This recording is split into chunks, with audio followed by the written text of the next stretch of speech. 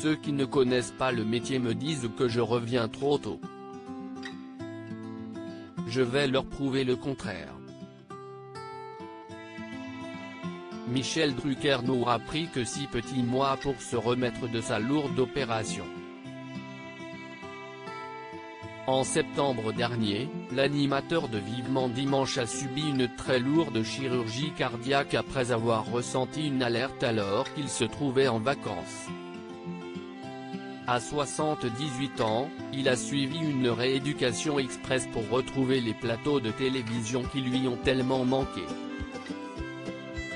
Le 28 mars prochain, il va enfin faire son retour sur France 2.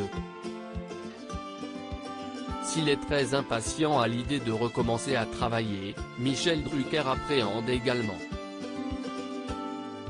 J'ai une idée de ce que j'aimerais dire à l'antenne, mais je préfère ne pas y penser, raconte-t-il dans les colonnes du Parisien. Avec l'émotion, je vais tout oublier. Il y a 2 mois, j'étais encore au ralenti.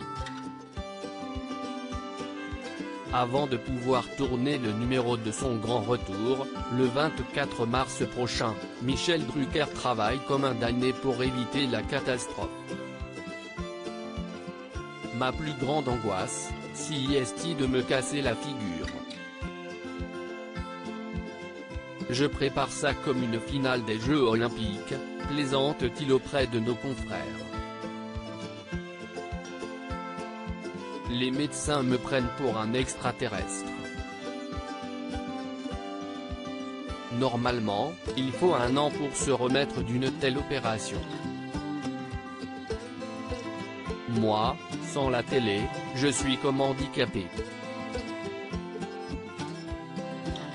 Il aura donc passé seulement 6 mois loin du plateau de France 2.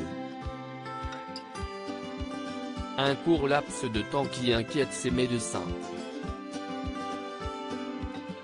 Mais pas lui. Ceux qui ne connaissent pas le métier me disent que je reviens trop tôt. Je vais leur prouver le contraire, prévient-il. Il me reste encore 3 semaines de rééducation pour être au top.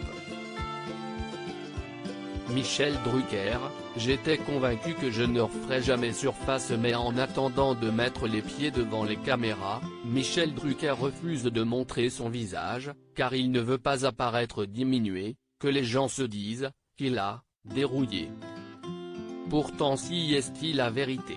Car après avoir subi une opération pour déboucher les artères coronaires, l'animateur a vécu de longues semaines de souffrance physique. On redevient un pantin. Incapable de se lever tout seul, de marcher sans perfusion. Il n'y a plus de vedettes à la télé.